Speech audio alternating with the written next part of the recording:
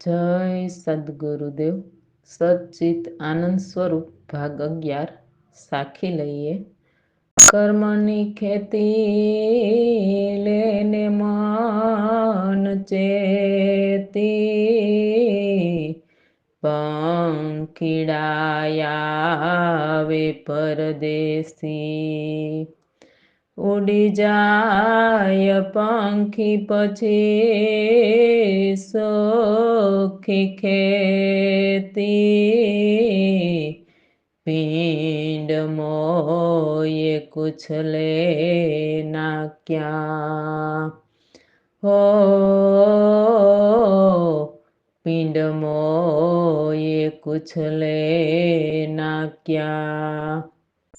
હે માનવ, સાખીમાં સંતો સમજાવે છે, જગતમાં 3 લોકથી ન્યારા રહેતા પરદેશી કે પરમાત્માના અંશ અવતારી સદગુરુ સંત આવે છે પૃથ્વી પર, જીવને ભવસાગરમાંથી તારવા માટે। તો હે માનવ, તેવા સત્ય જ્ઞાની સદગુરુના શરણ પકડો, તે તમને પરમાત્માના ચિહ્ન દર્શન કરાવશે અને પરમાત્મા શબ્દ સુરતાથી કે આકાશવાણીથી એકના અનેક કેમ થયા તે સમજાવશે અને કૃપા કરીને શબ્દ સુરતાનું પ્રભુ ભજન શીખવશે। તે પ્રભુ ભજન કરતા કર્મ બ્રહ્માગ્નિમાં બળે છે। એટલે સંતો સાખીમાં કહે છે, હે માનવ, આ મન માયાના દેશમાંથી ચેતીને ચાલ અને કર્મ બળે તેવું શબ્દ સુરતાનું પ્રભુ ભજનની ખેતી કર એકાંતે બેસીને। હે જીવ, આ પિંડ દેહમાં કશું જ લેવાનું નથી, હાડ માંસના લોચા છે। આ દેહ પિંજરમાં પ્રાણ છે ત્યાં સુધી જ જીભ ભીની છે। પ્રાણ પંખી ઉડી જાય એટલે દેહ ચાલે નહીં કે સૂકી ખેતી। એટલે સમજો વાલા, ભ્રમણા છોડો। દેહમાં મેન સુરતા છે કે આત્મા છે, તેનું કલ્યાણ કરો। તે દેહને સુખી થવાના સપના છોડો અને દેહથી આત્માનું કલ્યાણ થાય તેવું કામ દેહ પાસેથી કરાવી લ્યો। આ નાશવંત ધન તો દરેક જન્મે મળે છે। દેહ એક સાધન છે।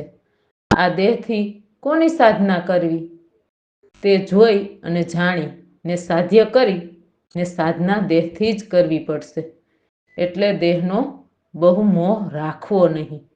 તે તો નાનામાંથી મોટું થવું અને ઘરડું થઈને અંતે નાશ થઈ જશે। તેવી જ રીતે કબીર સાહેબ કબીર બીજક ચોપાઈમાં સમજાવે છે, ઘા કહીએ વિનસે ઘટ હોય, ઘટમાં જ ઘટ રાખું સમાવી। જો ઘટ ઘટે ઘટ જ ફરી આવે, ઘટ જ ફરી ઘટ સમાવે। હો ઘટમાં જ ફરી ઘટ સમાવે। હે જીવ, આ ઘટ કે દેહ વિનશે એટલે સુકાઈ જાય, પ્રાણ પંખી ઉડતા વળી જન્મે, આવી અનંત જન્મથી રેટ ચાલ્યા કરે છે। તો હે જીવ, સત્ય જ્ઞાની સદગુરુના સદા શરણ સેવો। જે ઘટની અંદર આત્માનો વાતો છે તેમાં શબ્દ સુરતાથી સમાવી રાખવું। એટલે કર્મ પ્રમાણે ઘટે ઘટમાં ફરી ઘટ સમાવે। એટલે પરમાત્માના ઘરનો આત્મા અમર છે। તે શબ્દ થકી સર્વમાં કે આપણા દેહ ભીતર રહે છે સુરતામાં, અને મન માયાના મોહ વિકારથી આત્મા અને પરમાત્મા અનંત જન્મથી છૂટા રહે છે। તો તેનું મિલન કરાવવા વાળા કોઈ સત્ય જ્ઞાની સદગુરુના શરણ તો જોશે ને, નહીં તો વારે વારે ઘટ કે દેહમાં જન્મ ધરવાના અને માનવ પછી 1,84,ની ખાણી। તેવું કબીર સાહેબ કબીર બીજક ચોપાઈમાં સમજાવે છે। તો સમજો વાલા, માનવ અવતાર મહામૂલો છે. આત્માનું કલ્યાણ કરવા જ મળેલો છે. હવે અમારા સદગુરુ પ્રવીણરામની વાણી લઈએ. સદગુરુ પ્રવીણરામ પ્રતાપે વિવરણ કરીએ. સમજથી અર્થ કરો ભાઈ રે, ધન્ય સંતો ધન્યકારી રે. સમજથી અર્થ કરો ભાઈ રે, ધન્ય સંતો ધન્યકારી રે. હે માનવ, જગતના અંશ અવતાર ધરીને આવ્યા છે તે સંતને ધન્ય છે. કારણ તે જગતના જીવને કોઈ પણ જાતના સ્વાર્થ વિના નિજ આત્મકલ્યાણનો રસ્તો બતાવે છે. બતાવવું એટલે આત્માનું ઘર પરમાત્માના ચિહ્ન દર્શન કરાવી આત્મકલ્યાણનું જ્ઞાન સમજાવે છે. તેવા સત્ય જ્ઞાની સદગુરુ સંત ધન્યકારી છે. એટલે ઘર પરિવારમાં રહીને શબ્દ સુરતાનું પ્રભુ ભજન કરીને પરમપદને પામી લેવું. તો હે મારા ભાઈ, સત્ય જ્ઞાની સદગુરુના સદા શરણ સેવીને આત્મકલ્યાણના જ્ઞાનની સમજથી અર્થ કરો તો જ્ઞાન એટલે પરમાત્મા થાય. તેમાં અમારા સદગુરુની વાણીમાં કહે છે ને, ધન્ય સંતો ધન્યકારા સાધુ રે, ધન્ય સંતો ધન્યકારા રે. હરિજન આવ્યા પરમહંસ પૂરા, બ્રહ્મ જ્ઞાન સર્વધારા રે. ધન્ય સંતો ધન્યકાર સાધુ. સદગુરુની ઉપરની વાણીમાં સમજાવે છે તેમ આ વાણીમાં અમારા સદગુરુ સમજાવે છે. હે માનવ, જે પરમાત્માના અંશ અવતાર લીધા તેવા સત્ય જ્ઞાની સદગુરુ સંતને ધન્ય છે કે ધન્યકારા સાધુ, જેમને જગતના જીવો સાથે રહીને પ્રભુ ભજન કરી પરમપદને પામ્યા. હરિના જન આવ્યા કે સદગુરુ સંત પરમહંસ પૂરા આવ્યા. પૂરા એટલે પેલા પરમાત્માને બહારની રખ, પછી ભીતર પરખ પરમાત્માની, એમ બંને ઓળખાણ કરેલી. તેવા સત્ય જ્ઞાની સદગુરુના શરણે જાતા બ્રહ્મ જ્ઞાનની ધારા વહે છે. એટલે આત્માના કલ્યાણનું જ્ઞાન મળે છે. સદગુરુની આગળની વાણી લઈએ. બે પુરુષ પલમાં પલટ્યા રે, ત્યાંની બાઈ એક નારી રે. નારી પલટીને નર થયા રે. નર જાય ફરી નારી રે, સમજથી અર્થ કરો ભાઈ રે. ધન્ય સંતો ધન્યકારી રે, સમજથી અર્થ કરો ભાઈ રે. હે માનવ, અમારા સદગુરુ સમજાવે છે બે પુરુષ પલમાં પલટ્યા એટલે પરમાત્મા પુરુષમાંથી સોહમ પુરુષની ઉત્પત્તિ થઈ. ત્યાંની એક નારી એટલે ઓહમ શક્તિ, તે પલટીને નર થયા એટલે પુરુષ થયા. તે ત્રણ ગુણ જે બ્રહ્મા, વિષ્ણુ અને મહેશ. તો નર જાય ફરી નારી એટલે જીવ જન્મે વળી મરે, પાછા માયાની નગરીમાં જ આવે એટલે મોહ વિકારમાં. જીવ મરે પણ માયાના મોહ વિકાર ભેગા જ આવે છે. તે જ કર્મ કરાવે છે ને જીવને.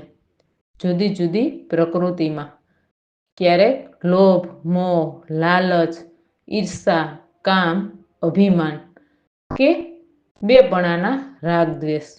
એટલે જીવ કોઈને કોઈ રીતે કર્મ કરી રહ્યો છે અને કર્મ વિના દેહ હોય નહીં.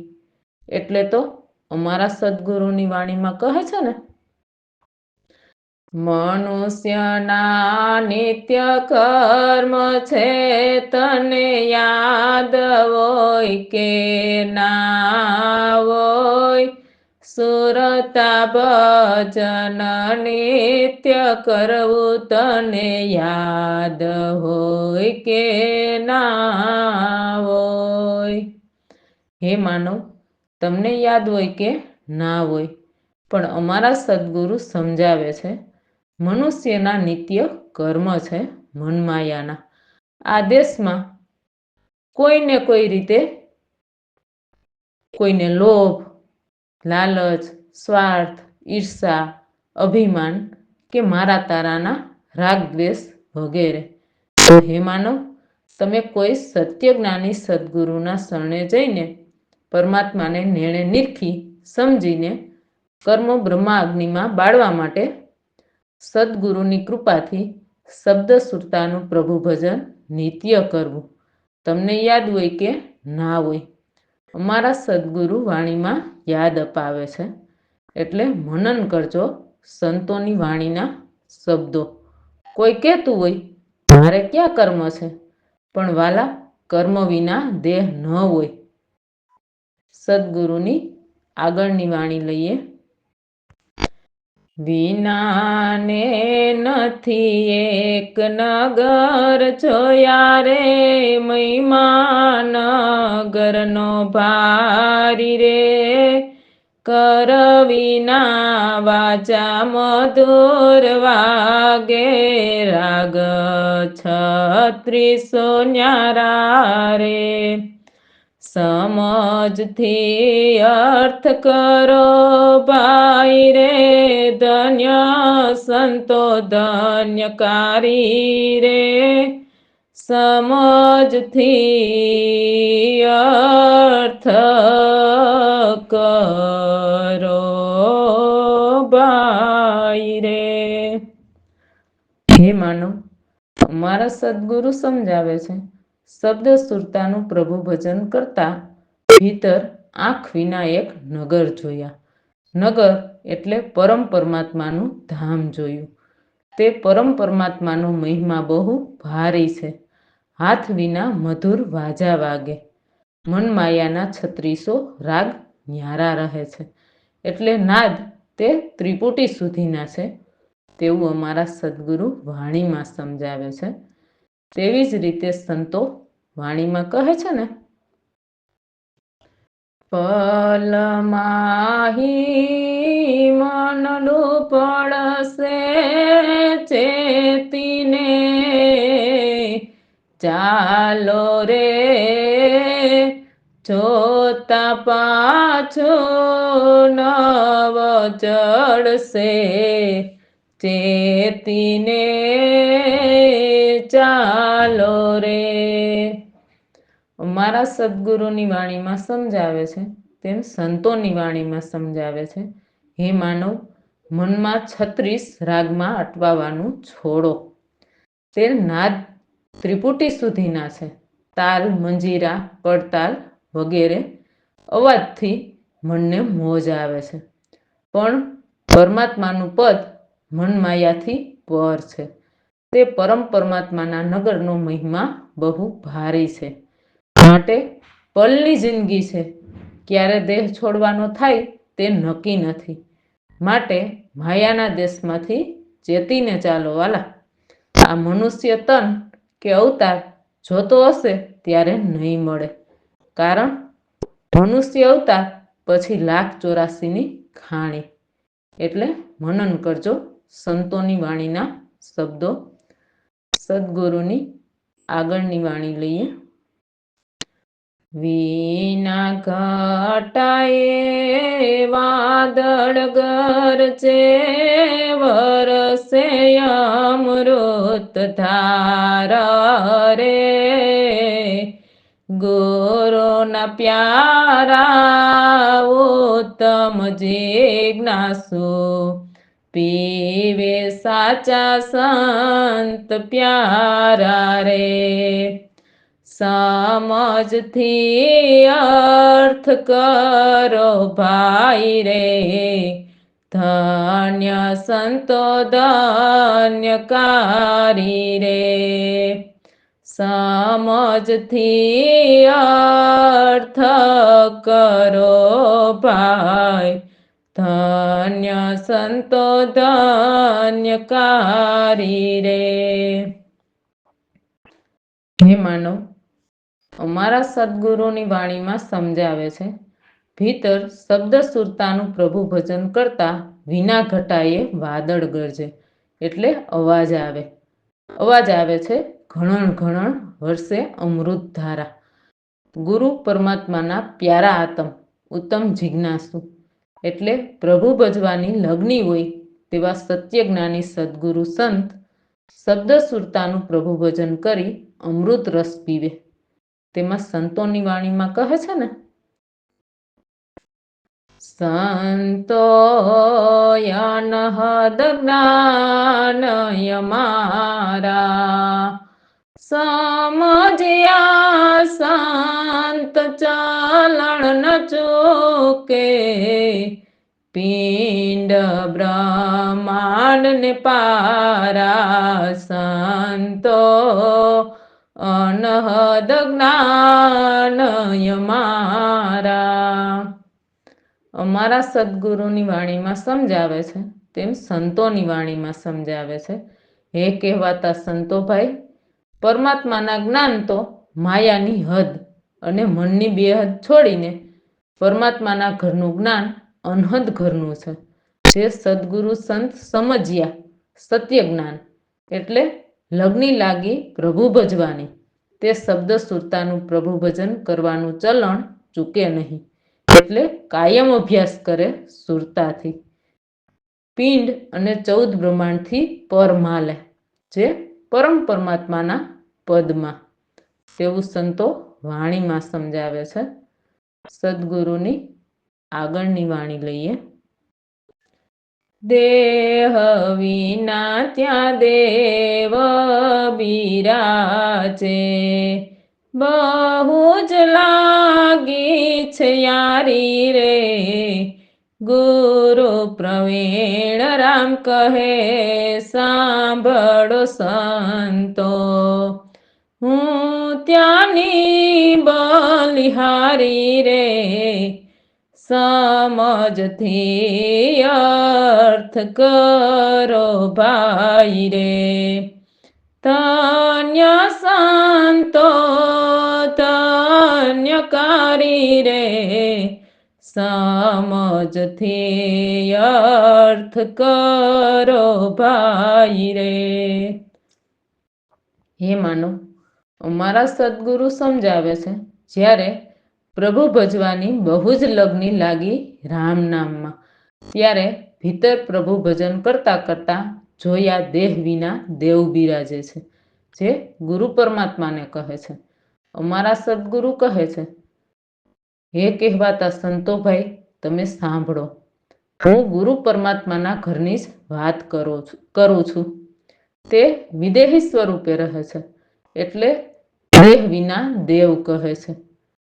તેમાં અમારા સદગુરુની વાણીમાં કહે છે ને, ટાંકણ વિના દેવળ ઘડિયો, એ દેવળમાં સર્વરે, દેવળ ભીતર જોઈ લ્યો રે, જેમાં પરમેશ્વર બોલે રે, ટાંકણ વિના દેવળ ઘડિયું.